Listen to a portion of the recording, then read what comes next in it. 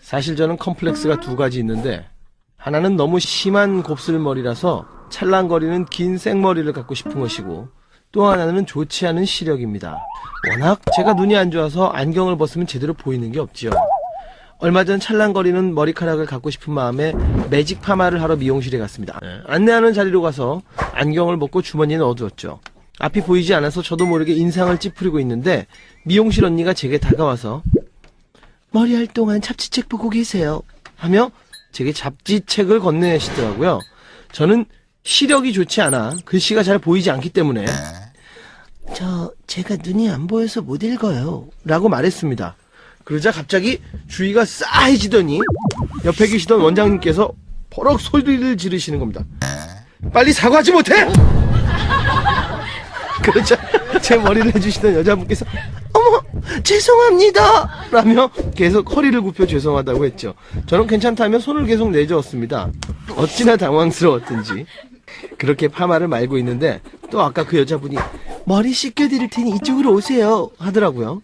저는 앞이 잘 보이지 않아서 저도 모르게 손을 앞으로 향한 채 더듬더듬거리며 앞에 언니를 따라가는데, 그때 미용실 원장님께서 또 지금 손님이 앞에 안 보이시는데 손 안 잡아주고 뭐해? 라고 하시는 겁니다. 빨리 사과하지 못해? 결국 저는 그날 머리를 다 한 후에도 미용실 원장님과 언니께서 실망하실까봐 안경을 쓰지 못하고 미용실 밖에 나가는 길까지 부축을 받으며 나왔습니다. 손님이요? 네, 손님이요. 네. 그래도 원장님 상당히 친절하시네요. 예. 대학생 때였습니다. 음악을 전공하는 저는 공연이 다가오면 학교에서 종종 밤을 새곤 했어요. 엄마는 평소에도 저한테 수시로 전화하시는데 그날은 집에 안 들어가니까 좀 더 자주 하셨어요. 조심해, 화장실 혼자 가지 말고 아무데나 돌아다니지 마. 알겠어. 전화 그만하고 잠 좀 자. 제 걱정에 밤잠을 설치신 엄마. 날이 밝아오자 저한테 다시 전화를 하셨는데요. 어라? 제가 아니라 웬 남자가 전화를 받더랍니다. 저 수진이 핸드폰 아닌가요? 잠에서 덜 깬 남자는 수진이를 왜 찾아? 수진이 핸드폰 아니에요? 수진이를 왜 나한테 찾냐고. 어머, 이거 수진이 핸드폰 아니에요? 아니 왜 여기다가 수진이를 찾냐고. 이봐요, 아니면 아닌지 왜 화를 내요? 아니 그러길래 왜 여기 전화해서 수진이를 찾아? 야 이 자식아. 엄마 욕을 하시죠. 그런데 그것도 잠시 소심한 우리 엄마 혼란스러우기 시작했답니다. 어쩌지? 발신번호가 찍혔을 텐데 다시 전화 오면 받아야 되나? 미안하다고 문자를 보내볼까? 전화해서 사과를 해야 하나? 전화기를 꺼버릴까? 아니야, 오후에 다시 전화가 올 수도 있어. 이거 어쩌지? 엄마는 온갖 걱정이 우두커니 거실에서 떨고 계셨대요. 저는 일과를 마치고 저녁 먹을 시간에 맞춰 집에 들어갔어요. 마침 아빠도 일찍 오셔서 아유 딸 왔어? 저를 반기해 주셨어요. 맛있게 저녁을 먹으면 아빠가 말씀하십니다. 난 잘못한 게 없는데 말이야. 이제 네 엄마 나한테 욕도 한다. 네, 낯선 남자는 저희 아빠였어요. 엄마는 안방에서 주무시던 아빠한테 전화를 하셨던 거예요. 두려움에 떨고 있던 엄마는 아니 왜 나한테 욕을 해? 내가 뭘 잘못했어? 하시는 아빠의 모습에 미안함보다 다행이구나 하고 하는 마음이 편해지셨고요. 이제는 아빠가 두려움에 떠십니다. 여러분 전화 걸 때 상대방 번호는 정확히 확인하세요. 아버지는 고스톱을 좋아하십니다. 그런데 아버지는 고스톱을 정말 못 치십니다. 그래서 매번 돈을 놔두고 오십니다. 큰돈이지만 매번 잃기만 하는 아버지. 자존심이 상하시는지 저를 훈련시켰습니다. 네가 상대패를 잘 보고 나한테 안마로 신호를 줘라. 어깨는 8, 목은 B, 요추 7번 풍, 경추 5번은 초, 쌍피는 2번씩 안마해라. 안마를 위장해서 상대방 패를 읽어내는 수법이었습니다. 아버지께서 저를 데려가신 그날 패가 돌기 시작했고 아버지는 여느 때와 마찬가지로 동전을 쏟아내고 계셨습니다. 더 이상 안 되겠다 싶어서 저는 미리 준비해간 고구마를 어르신께 돌리는 척하며 패를 슬쩍 보았습니다. 염탐을 마치고 아버지의 경추 5번 신호를 보내며 주무르고 있는데 어떤 어르신이 어이 거기 스톱! 찬물도 위아래가 있지? 나부터 주물러. 저는 그날 그렇게 10여 명의 어르신들께 어깨 주무르기 봉사를 해드리고 빈손이 되신 아버지와 함께 귀가했습니다. 그 후로 아버지는 한동안 고스톱을 손에 잡지 않으셨어요. 그런데 어느 날 아버지가 우연히 영화 타짜를 보게 되었어요. 아버지는 그날부터 밑장 빼기 연습을 벌였다. 밑장 빼기 안 하면 그동안 이르던 24,000원은 물론 더 딸 수도 있죠. 열의를 불사지르셨고 하늘도 감등하셨는지 불과 일주일 만에 60대 이상의 동체 시력으로는 구분할 수 없는 밑장 빼기 기술을 습득하셨어요. 결전의 날 아버지는 의기양양하게 마을 회관으로 향했습니다. 하지만 약 2시간 뒤 귀가하신 아버지의 표정은 어두웠어요. 왜 들켰어요? 아니 안 들켰어. 근데 왜 그러세요? 아버지께서는 힘없는 목소리로 대답하셨습니다.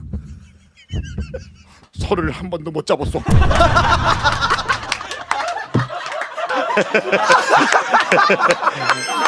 섞을 일이 없죠. 선도 아닌데 야 내가 대신 섞어주면 안 되냐? 그렇습니다.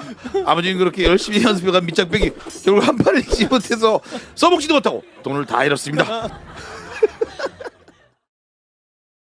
때는 1999년 12월 졸업 다니던 첫 직장에서 소희라는 여자친구를 만났어요. 우리 사랑이 무리고 가던 어느 날 그녀가 내게 내민 영화 티켓 한 장, 바로 설경구 주연의 박하사탕이었습니다.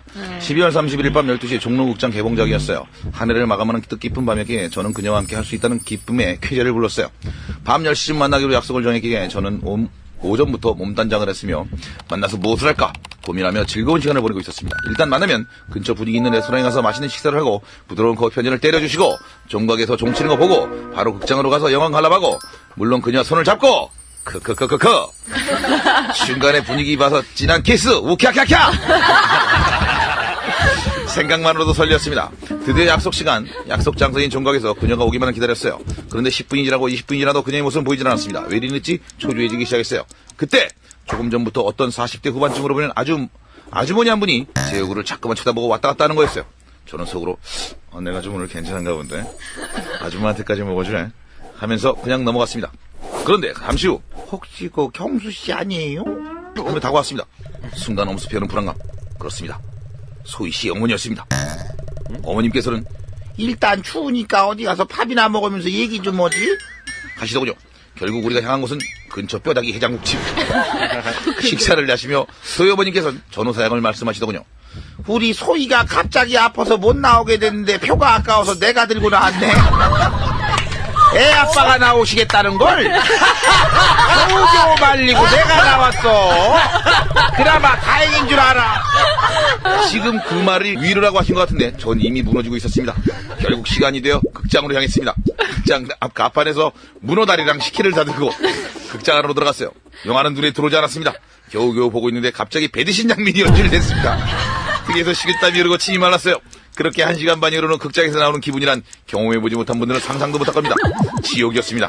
어쨌거나 그렇게 소희 어머님과 잘못된 만남은 끝이 났고 저는 눈물을 흘리며 쓸쓸히 새해를 맞이했습니다. 지금도 그때만 생각하면 식은땀이 흐릅니다. 애 아빠가 나온다 그러는 거. 내가 말리고 내가. 전 3살 연하 남편을 둔 안산에 사는 2년차 신혼부부인데요. 남편은 한국말이 서툽니다. 외국인은 아니고 토종 한국인인데 그냥만 서툴어요. 중학교 때 중국으로 유학 갔다 9년을 살다 와서 한국말 실력이 중학생 이후로 멈춰버린 거예요. 근데 어디서 들은 건 많아서 뭔가 이상한 말을 많이 구사해요. 얼핏 들으면 뭐가 잘못된 건지 딱히 모르고 넘어가겠지만 곰곰이 생각해보면 뭔가 이상한 그런 말들이요. 어느 날 식사 후 오늘 밥을 너무 많이 먹었나 봐.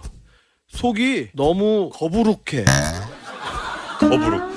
드라마 시청 중에 자기야 이 드라마 너무 재밌다. 너무 매립돼. 매립대. 이게 반복되다 보니 제가 메모장에 적어서 수집도 해놨어요.